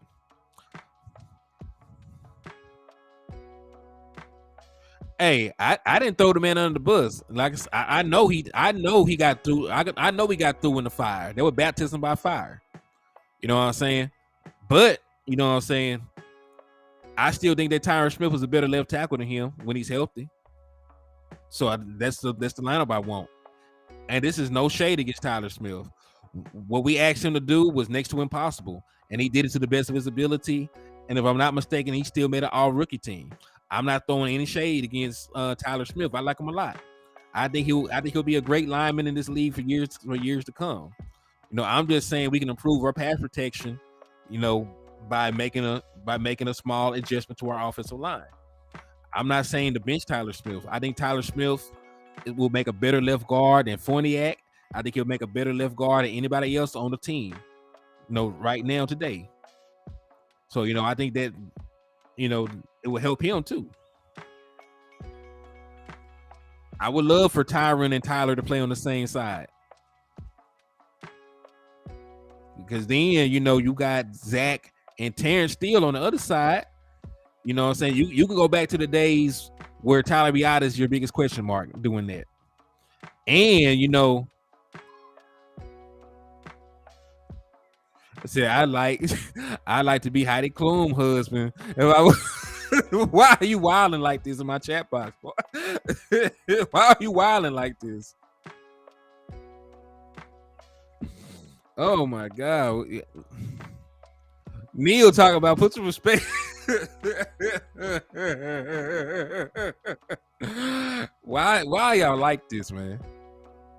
Why are y'all like this? He said put some respect on Josh Ball's name. He said Smith & Smith Law Firm. I like that. And listen, landlord, we all know when money is involved, people find way to overcome stuff. Like they have incentivized Tyron Smith playing because they tied a portion of the money he expected to make to his ability to be on the field. I don't know. I feel like the boy is gonna find a way to play a double-digit games this year. And listen, as long as Tyron Smith can give me double-digit games in the regular season and be present for the postseason, I ain't tripping. Because remember, I want y'all to have a flashback. I was one of the guys talking about getting rid of Tyron Smith because of his inability to stay healthy. But since they reworked his contract, since he's healthy right now, you know what I'm saying? I am willing to let Tyron Smith play left tackle for as long as he's able to play. And then when the time comes, if he gets injured, you know what I'm saying? Then we'll work something else out. Listen, I don't want to just play him in the postseason because I'm gonna need him to get better seeding. You know what I'm saying? I think it's gonna be very critical in us trying to get the 1 seed because I feel like we're in position to win a division. You know what I'm saying? I think we got better. I think the Eagles took a step back, so I think we'll win a division. But I need the Dallas Cowboys to get the 1 seed. TJ Bass, listen, I stood on the table for TJ Bass. I think he'll make the team. I think year one he will outperform Austin Richards. I think that he'll, be a guy that could be a very solid backup left guard year one because we're moving to a zone blocking scheme. He was the best zone blocking guard in college the last 2 seasons. He played at a Power 5 school at Oregon. So, he went up against some good competition. The reason he failed is because he was playing left tackle and he is not a great athlete to be a great left tackle at the next level. So they're moving him back to guard. He played some guard in college, so that's really why he went undrafted. He's not a next level athlete, but I like the kid. I do like the kid. He got a lot of raw strength. You know what I'm saying? He played good football in college. I'm very high on him. It's the kid from the Jets. Yes, he is still on the Jets. I mean, he's still on the Jets. He's still on the roster. We brought him in. So I don't know. I haven't really seen a lot of great production from the boy just yet. You know what I'm saying? I went back and looked at some of his tape, watched some of the games that he played, but Bruce said, chill out. What Bruce said? You right, Choctaw. His full name was actually Joshua Insack. Oh my God. Y'all ain't letting that boy make it, is you? Say, is Princeton Fant making the tight end roster? I think they view Princeton Fant more as a fullback. Princeton Fant transitioned from running back to tight end during his collegiate career. He had snaps at fullback. He had snaps at running back. He had snaps at tight end. So I think, he's a guy that has shown that he can be a lead blocker on plays. He got some good athleticism. So, I think, the competition, I think the competition I really do think they want to keep, like a fullback on the roster. I think they want to play physical football. Brian Schottenheimer employed a fullback, in Seattle. So I think he's going to bring that over here. So, I definitely think there's a possibility that he might be able to make the roster somehow. But I gotta see, that's why I be talking about preseason is important. Training camp is important. They might be high on some of the guys right now, and then when they go out there and compete against each other, somebody might separate themselves. They're high on Lepke right now, but Noah Fant might go out there and outperform him and make the team. You know what I'm saying? So you never really know. Thank you. Yeah, Princeton Fant was recruited as a running back at the University of Tennessee. Correct. He played running back. He transitioned to tight end. He played a little bit everywhere. He's played running back. He's played fullback. He's played tight end. I like his versatility. I like his athletic ability, and we know he got a pretty good pedigree because his cousin is Noah Fant, and he currently plays in the NFL as a tight end. I think he played for Seattle now. I think he started with the Broncos, and he got traded to Seattle. So he got a pretty nice bloodline and pedigree.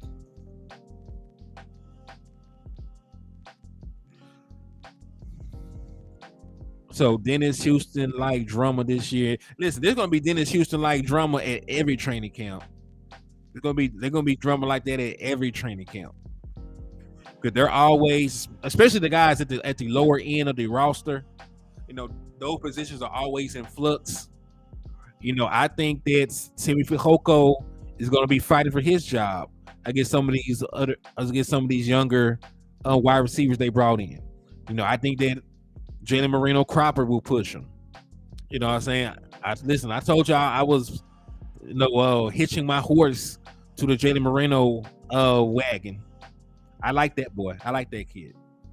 So, guys on the lower end of the roster, they're always going to be camp battles for them to stay where they're at and not get demoted to practice squad or completely off of the team. You know what I mean? So it's gonna be like that all training camp.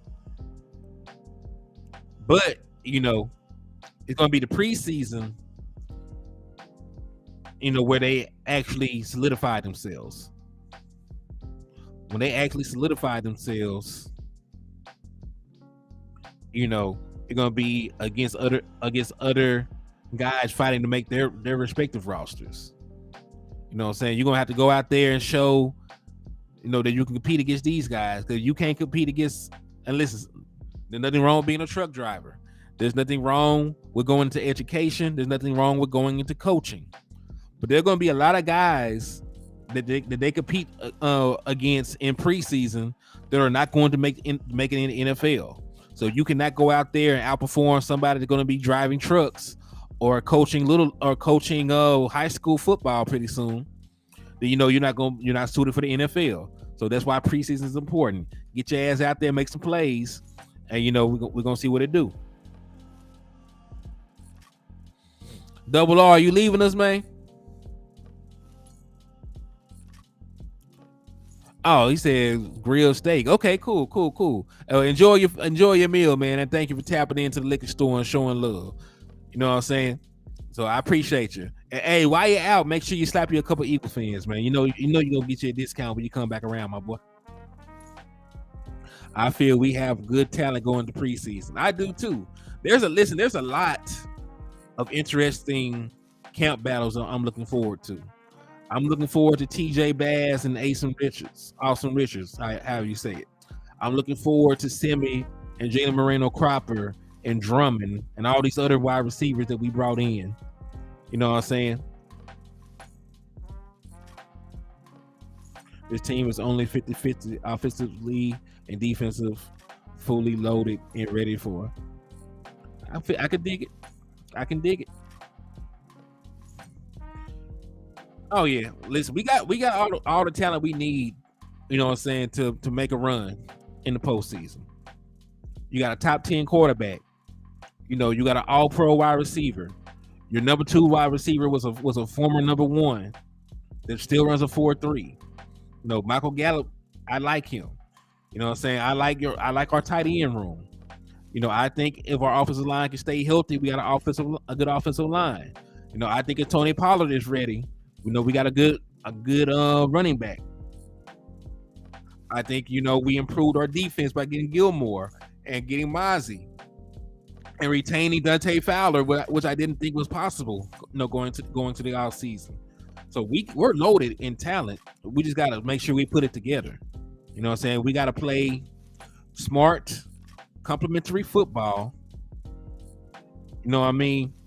And just use the regular season as opportunities to get better week in and week out.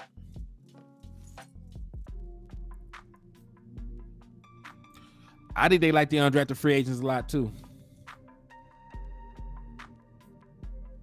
He said half of those guys will start dropping early. They stashing on the injury list. Listen, they guaranteed a lot of money to a lot of them boys. They guaranteed a lot of money to these undrafted free agents. So, I definitely think that they're set up, to make a to at the bare minimum make the practice squad. You know what I mean? I think they're set up very nicely in terms of that.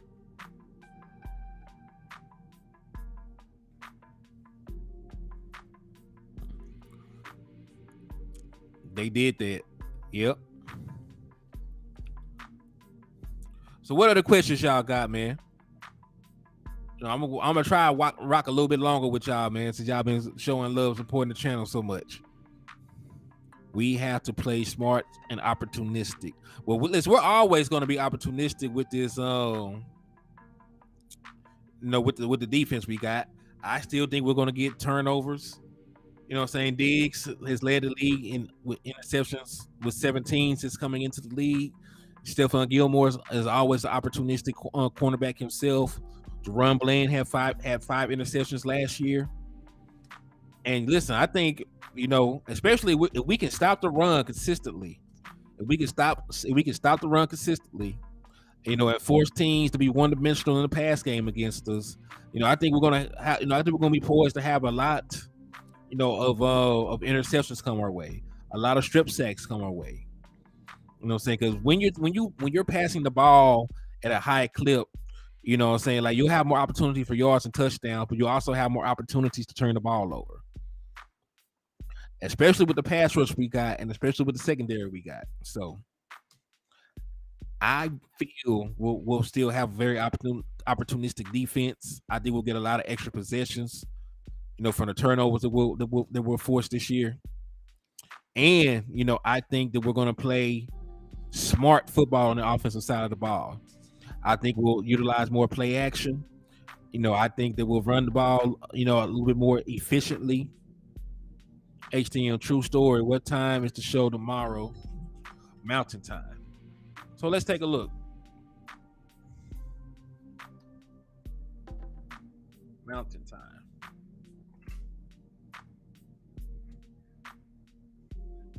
So mountain time is an hour early from me.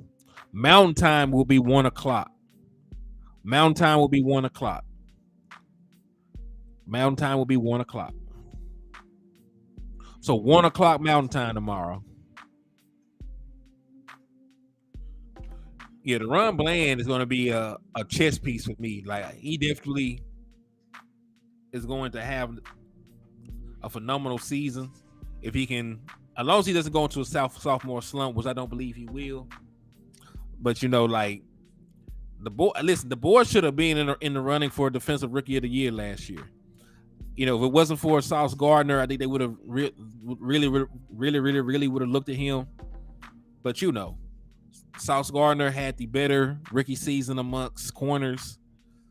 You know what I'm saying? So like he had to get the nod. Then they love rookie pass rushers. So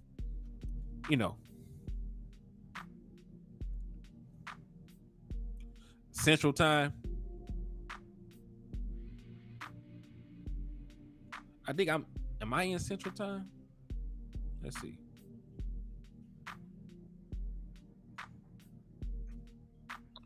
Central Time is 2 o'clock. Yeah, it'll be 2 p.m. Cause we're in Central Time.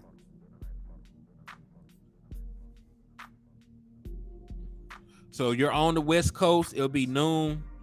Mountain Time will be 1. If you're on Central Time, it'll be 2. If you're on Eastern Time, it'll be 3.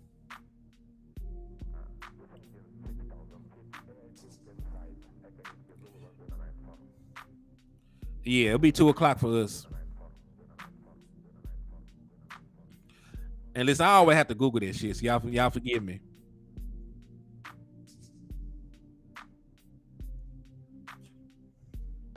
So I live in Idaho. Okay, cool.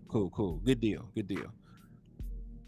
So yeah, I'm excited about the opportunity to say if you're gonna have a grinding offense, not obsessed with having a number one offense, your defense need to be opportunistic, emphasize run stop on everything. I can agree with that. And this is the thing though. Even and I want people to realize this, even though we plan on running the ball more, I want everybody to know that when Brian Schottenheimer was the offensive coordinator for the Seattle Seahawks, Russell Wilson threw for his career high in touchdowns. So, even though they ran the ball at a high clip, they utilized play action at a high clip as well. They utilized play action at a very high clip. So, matter of fact, let me take a look at that.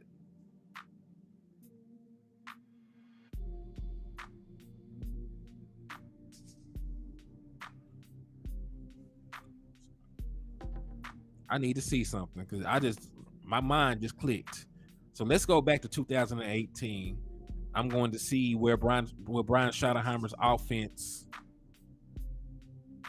Here we go.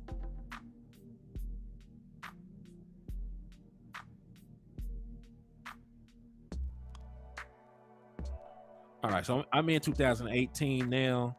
Play type.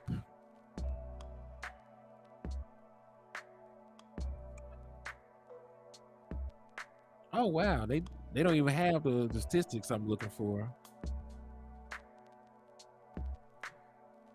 Boy, that's disheartening.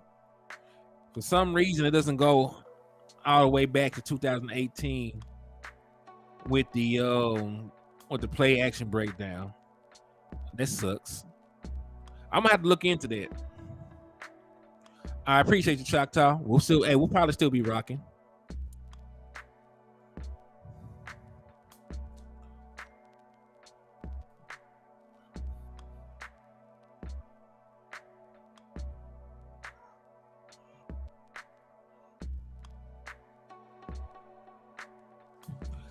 I'm gonna have to figure that out though. I want to figure out what Brian Schottenheimer's teams ranked in terms of play action passing.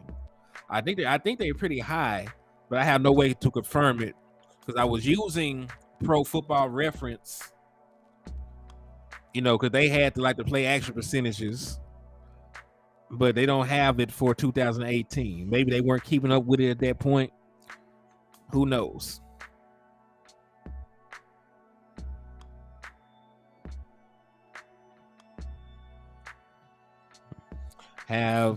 Hey JB, what's up with you, man? Thank you for tapping in, showing love to the liquor store, my guy. I appreciate the love. And hey, man, JB, on your way in, man, you got to do a little bit of leg work, man. I'm gonna need you to hit that like button, hit that share button. Let them boys know the liquor store is open for business, man. Let them know the liquor store is open for business. And you need to go ahead and slap the shit out of an Eagles fan while you in here, man, so I can get you a discount on all the merchandise that we got in the store. So I like this background music, and we need to know that. I know we're using it a lot in Seattle. Yeah, I'm gonna figure that out too.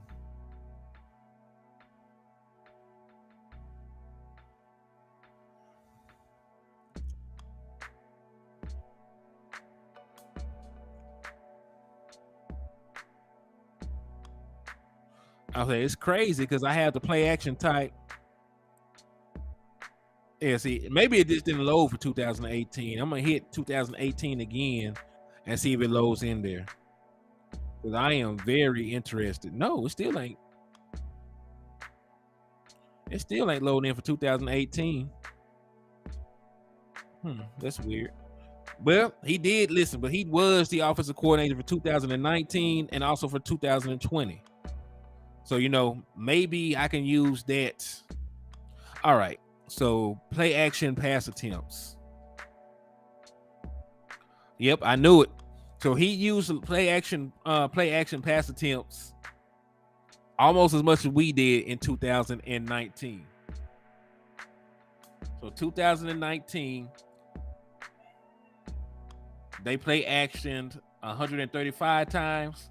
Dallas Cowboys play action 137 times.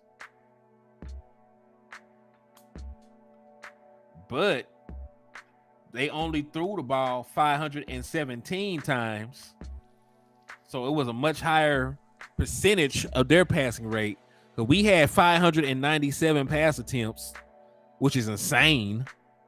In 2019, they only had 517. So let's see. What percentage is that? Let's do the quick math. So that would be 535 over 517. So that's 26% for them. And then for us, 137 over 597 is 22%. So they use play action 26% of the time. We use play action 22% of the time in 2019. So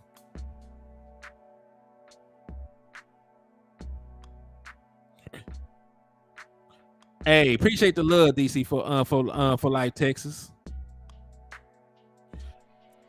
Yeah, they ran the ball a lot and they play action a lot. So Seattle that year was 1, 2, 3, 4, 5, 6, 7. They were 8 in play action attempts. Right, they were right behind the Dallas Cowboys. But as I mentioned, they actually use play action on a higher percentage of their pass plays compared to the Dallas Cowboys. Because while the Dallas Cowboys play action two more attempts, they had 2 more pass attempts out of play action. They actually did it on a higher percentage of their actual passing plays.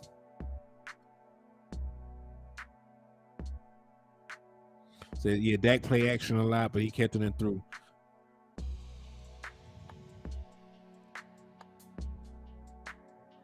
So Penny did not get it done. Oh, I said relatively to the running back market, because the running back market, what I'm saying, you're paying Tony Pollard right now the same amount as Josh Jacobs, who led the league in rushing.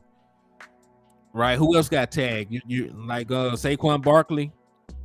Is going to make the same amount of money as Tony Pollard. You know what I'm saying? So guys that are of similar ilk to Tony Pollard are making less money. You know what I'm saying? So, I'm not saying that Tony Pollard is not good. I'm not saying that Tony Pollard is not a top running back. But, coming off of an injury and the entire NFL depreciating the running back market, you overpaid him. You know what I'm saying? Similar running backs are making about $6 million right now. Miles Sanders making 6 point something. You know what I'm saying? Like, they made Aaron Jones take a pay cut. Right? They're talking about cutting Dalvin Cook. They talk about getting rid of Derrick Henry. You know what I'm talking about? So, like, if there was any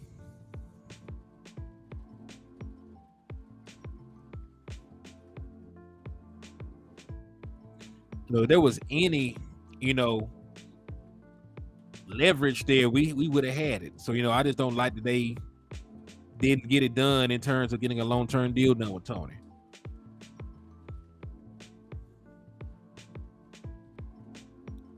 Ohio State will have 2 to 3 running backs drafted in 2024. Yeah, I tried, man. I tried with a number of facts because, and listen, I'm not saying that Tony Pollard is not a good running back. That's not the conversation.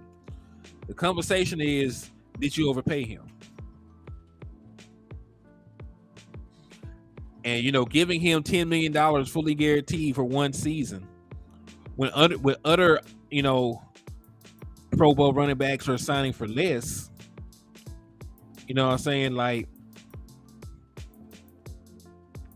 we just talk about bang for your buck. Especially when you're going to be put in position to have to extend Tony Pollard after the season is done. Because you had got a long-term deal done with Tony Pollard. You know what I'm saying? You would have him locked up for like the next 3 seasons. You have him locked up for this year, the year after that, and the year after that, at bare minimum. Now, if Tony Pollard go crazy, like we were saying earlier, if Tony Pollard go crazy now, you know what I'm saying, he gonna play his way out of Dallas. If Tony Pollard have like a 1,700 all-purpose yard season, let's say he rushed for 1,200 yards and catch 500 yards worth of balls, then shoot. You know what I'm saying? He gonna play his way out of Dallas doing that. Then you'll be looking for another running back.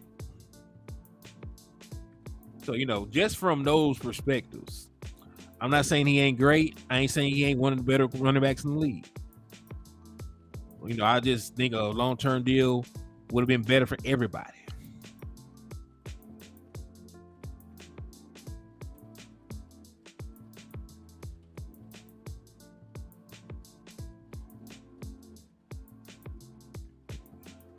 Never said Penny was Nick Chubb. Okay. Nah, he wasn't Nick Chubb. He had a good season. He had a decent season. Let me see. What did Penny do for the Seattle Seahawks? I want to know. Rashad Penny.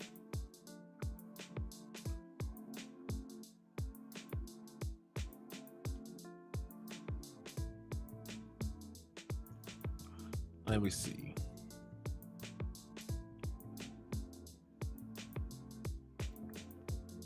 I'm trying to look up his overall statistics.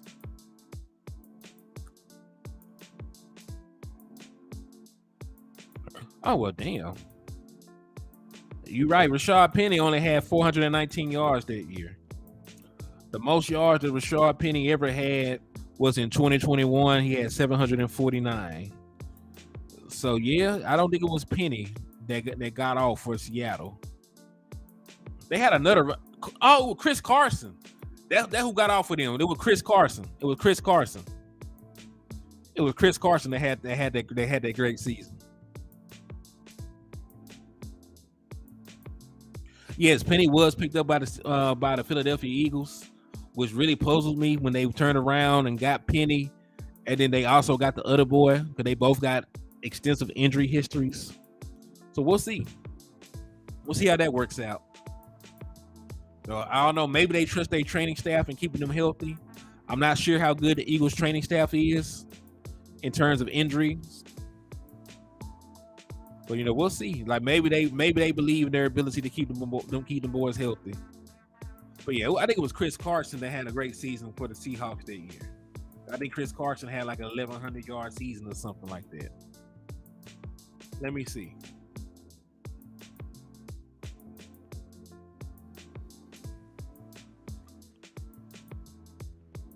Yeah. 2018, Chris Carson had a 1,151 yards rushing in 14 games, and then the following year he had 1,230 yards rushing in 15 games. So I think it was Chris Carson that got off for Seattle.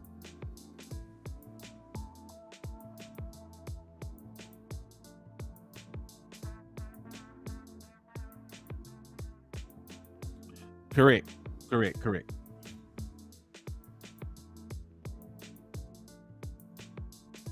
Yep.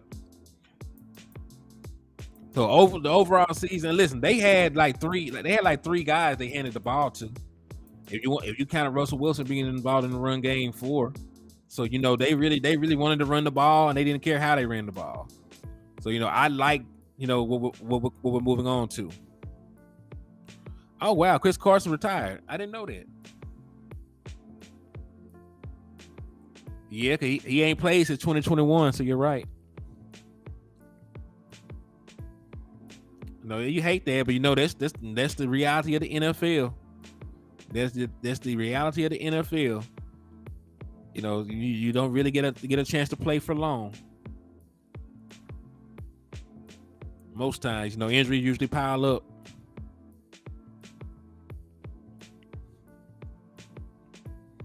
Yeah, but hey, man, I gave y'all 2 hours of content. I appreciate y'all for stopping into the liquor store and showing love to the channel, man. It's greatly appreciated. I thank y'all for everything that y'all do, man. On the way out, continue to go ahead and hit that back button. I said the back button. I'm playing a video game or something. I'm wild. Continue to go ahead and hit that like button, hit that share button. Continue to slap them Eagles fans and continue to support the raffle, man. You got until the 31st to get your entries in. So continue to hit the cash out, which is $ Henry more with raffle entries. So salute. Thank you for showing love. I did say I left Seattle 2021.